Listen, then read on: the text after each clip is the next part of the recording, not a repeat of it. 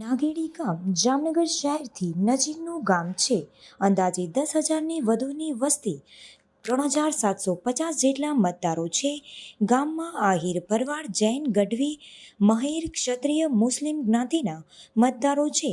આ વખતે 2 દાવેદારો ઉમેદવારી નોંધાવશે, જેના કારણે ચૂંટણીનો જંગ રસાકસીનો રહેશે. હાલના સરપંચ સુરેશ બાંભવા અને ગામના યુવા અગ્રણી લખન ખુટી વચ્ચે સરપંચના તાજ માટે ચૂંટણીના મેદાનમાં ઉતરશે. 2018થી સરપંચ રહેલા સુરેશ બાંભવાનો દાવો છે, ગામમાં પ્રાથમિક સવલતો આપવામાં સફળ થયા છે અને બીજી તરફ લખન ખુટી ગામના વિકાસના મુદ્દે ચૂંટણી લડશે. બંને ઉમેદવારો જીતનો દાવો કરે છે.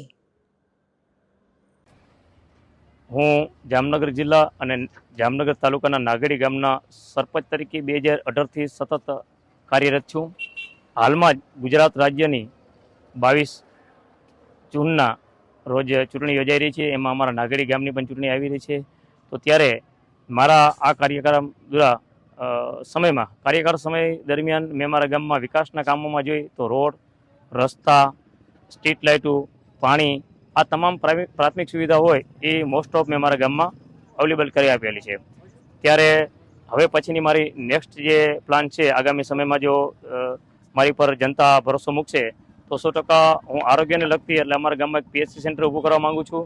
અને ત્યારબાદ જે અત્યારે પબ્લિકને જે બીક છે પોતાના ઘરની, એ તમામ લીગલિસ્ટ થાય, કાયદેસર થાય એવી સરકારશ્રી આગળ માંગણી કરી અને સરકારશ્રીના ધારાધોરણ મુજબ જે કાંઈ એની ભરપાઈ કરવાની થાય એનું કરાવીને છેવાડાના માનવી સુધી એ કાયમી ડરથી ભયથી જે બીએ છે એને ભયમુક્ત કરી પોતાનું ઘર બને એવી મારી એક અંદર દિલની લાગણી છે અને કામ કરવાની મારી એક ધગશ છે.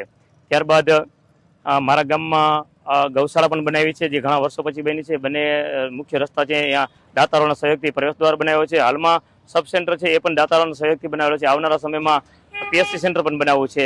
આવી ઘણી બધી યોજનાઓ ગામમાં જે પબ્લિકને સીધી લાગુ પડે એવી મારી છે. અને મારા ગામમાં વિશેષ વસ્તુ એ છે કે તમામ સમાજના આગેવાનો સાથે મળી અને ગામના વિકાસમાં હંમેશા માટે મને સહયોગ આપ્યો છે. તો મારા તમામ પૂર્વ સરપંચો અને ગામના આગેવાનો પણ અભિનંદન, ધન્યવાદ આપું છું. આગામી સમયમાં પણ આ ગામની એકતા કાયમી જળવાઈ રહે એના માટે અમે પૂરેપૂરી સચેતતા દાખવશી. ગુજરાત ચૂંટણી પંચ દ્વારા ગ્રામ પંચાયતોની જે ઘણા સમયથી જે અટવાયેલી ચૂંટણીઓ હતો તેનો રસ્તો ખુલ્લો થતાં ટૂંક સમય પહેલાં જ જે ચૂંટણી પંચ દ્વારા ચૂંટણીઓ જાહેર કરેલ છે તેના ભાગરૂપે જામનગર જિલ્લાના જામનગર તાલુકાના નાગેડી ગામમાંથી આ વખતે ચૂંટણીની સરપંચ પદના ઉમેદવાર તરીકે હું ચૂંટણી લડવા જઈ રહ્યો છું. અમારા ગામની વાત કરીએ તો જામનગર જિલ્લાના સરકારી રેવન્યુ જે આવક હોય છે તેમાં જે ટોપ 2-3 ગામ છે એમાંનું એક આ નાગેડી ગામ છે. ગામની અંદર ભૂતકાળમાં અમારા પરિવારનું જો વાત કરું તો 10 વર્ષ સુધી મારા બાપુજીએ પણ સરપંચ તરીકે સેવા આપેલી છે. એ પછી 5 વર્ષ મારા પત્નીએ પણ ઉપસરપંચ તરીકે જ્યારે ગામ સમરસ થયું હતું ત્યારે સેવા આપેલી છે. 2018થી મારા મોટાભાઈ પણ ગ્રામ પંચાયતના સદસ્ય તરીકે સેવા આપે છે. એટલે એક રીતે જોઉં તો છેલ્લા 25 વર્ષથી આ ગ્રામ પંચાયતની અંદર અમારો પરિવાર ક્યાંક ને ક્યાંક નાની મોટી જવાબદારી સંભાળતો આવ્યો છે.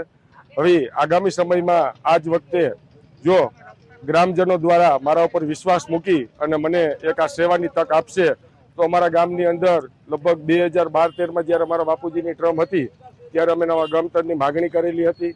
તો અમારા ગ્રામજનોને ગામ નમૂનો નંબર 2 અને પ્રોપર્ટી કાર્ડ મળે તો નાના માણસો છે, વર્ષોથી આ વસવાટ કરે છે, એમનું ઘરનું એક જે સપનું હોય છે એ પૂરું કરવા માટેના અમે પ્રયત્ન કરશું.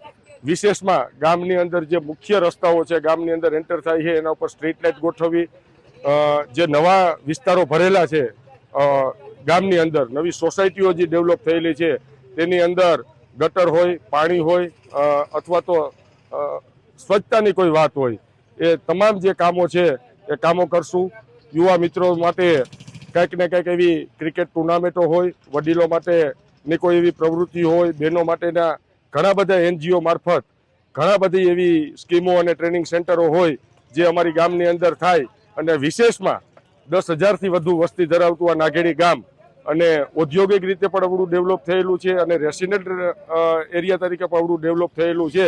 તો અમારા ગામની અંદર સરકારી એક આરોગ્ય કેન્દ્ર મળે એવી પણ અમારી માગણી હશે અને આ તમામ આવા નાના મોટા કામો હશે એના મુદ્દાઓ સાથે અમે પ્રજાની વચ્ચે જશું અને પ્રજા એનો જે પણ કાંઈ ચુકાદો આપશે અને જો સેવા કરવાની તક મળી તો મેં તમને જે આ વાત કરી એ તમામ વાતો અને તે તમામ કામો પરિપૂર્ણ કરવા માટે અમારા બનતા પ્રયત્નો હશે.